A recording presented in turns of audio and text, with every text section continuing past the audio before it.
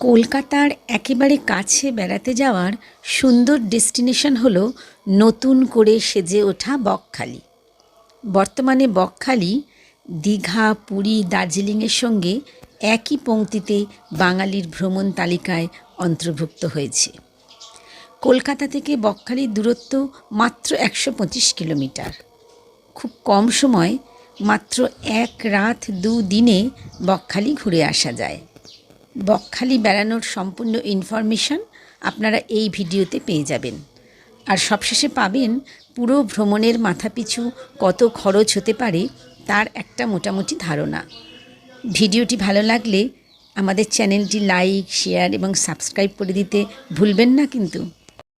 বকখালি যাওয়ার সবথেকে ভালো রুট হলো ট্রেন। সকাল থেকে ১ ঘন্টা অন্তর শিয়ালদা সাউথ শাখা থেকে আপনি লক্ষ্মীকান্তপুরের ট্রেন পেয়ে যাবেন। সেখান থেকে নামখানা ভায়া যেতে পারেন।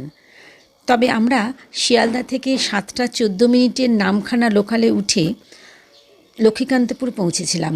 সেখান থেকে লক্ষ্মীকান্তপুরে ট্রেনটি আধ ঘন্টা ৩৫ মিনিট দাঁড়ানোর পর ওটিই নামখানা চলে গেছিল ১০টা ৮ মিনিট নাগাদ।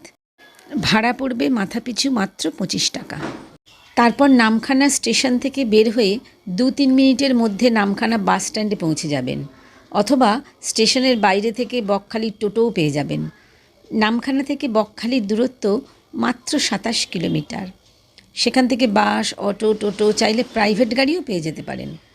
নামখানা থেকে বকখালি যাওয়ার বাসের ভাড়া ৩০ টাকা, অটোতে পার হেড ৬০ টাকা, সময় লাগবে ৪৫ মিনিট।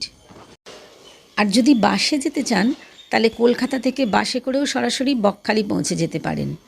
ধর্মতলায় মনুমেন্টের তলায় সরকারি বাসস্ট্যান্ড থেকে সকালে প্রতি ১ ঘন্টা অন্তর বকখালি যাওয়ার সরকারি বাস পাবেন। সকাল ৭টা ১০ মিনিটে একটি এসি বাসও পেয়ে যাবেন। এসি বাসের ভাড়া ২৫০ টাকা আর নন এসি বাসের ভাড়া ১১০ টাকা মাথাপিছু। এছাড়া বেসরকারি বাসও আছে। বকখালি বাসস্ট্যান্ডে রাস্তার দুধারে বেশ কিছু থাকার হোটেল আছে। সেখান থেকে যে কোনো একটি হোটেল নিজের সুবিধা মতো ভাড়া করে নিতে পারেন। আমরা উঠেছিলাম হোটেল শ্রীগুরুতে। হোটেলের ভাড়া ডিলাক্স নন এসি রুম ১,০৫০ টাকা প্রতিদিন, আর ডিলাক্স এসি রুম হলে ১৫০০ টাকা। সামান্য টিফিন করে চলে যান সি বিচে। যদি জোয়ার থাকে তাহলে কাছে জল পাবেন, আর যদি ভাটা থাকে তাহলে জল অনেক দূরে চলে যাবে। চারিদিকে শুধু সাদা বালি আর সবুজ পাড়। যতক্ষণ পারেন সমুদ্রে স্নান করুন, তবে ফাঁকা জায়গায় স্নান করবেন না। যেখানে জটলা বেশি সেখানে স্নান করাই ভালো।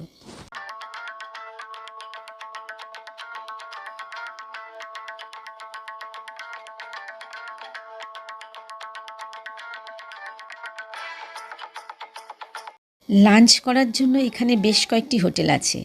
আপনি আপনার পছন্দ মতো হোটেলে খেতে পারেন। আমরা খেয়েছিলাম বনশ্রী এসি রেস্টুরেন্টে।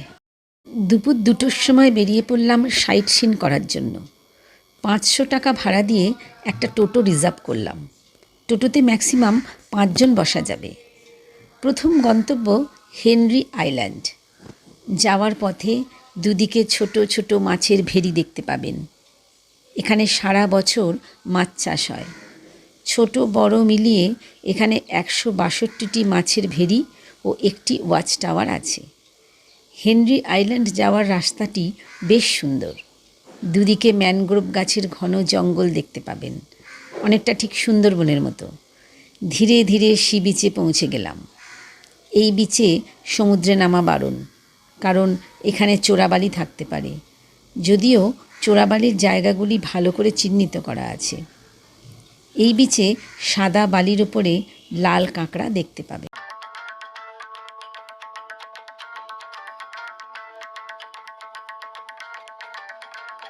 এর পরের গন্তব্য লালগঞ্জ সি বিচ। এই বিচে যেতে গেলে আরও ২০০ টাকা ভাড়া বেশি লাগবে। বিস্তীর্ণ সি বিচ। এখানে সাদা বালির উপর অজস্র লাল কাঁকড়া দেখতে পাবেন, তবে কাছে গেলে তারা দ্রুত গর্তে ঢুকে পড়বে।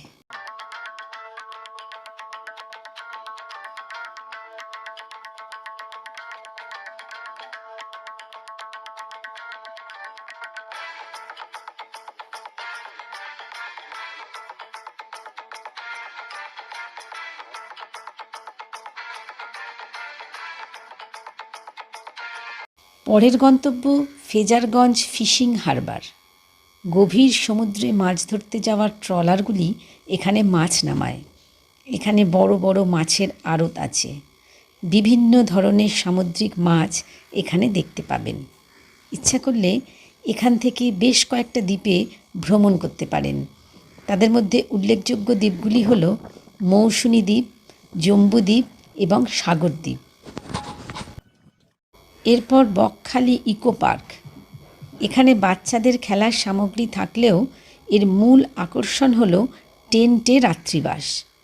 খুব কম খরচে আধুনিক ফেসিলিটি সহ এখানে রাত্রিবাস করা যায়। এরপর ফ্রেজারগঞ্জ বিচ।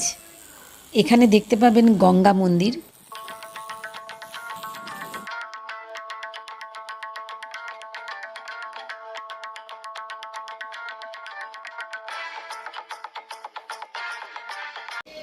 উইন্ডমিল এবং ফ্রেজার সাহেবের বাংলোর ধ্বংসাবশেষ। এরপর টোটো নিয়ে এলো কার্গিল বিচ।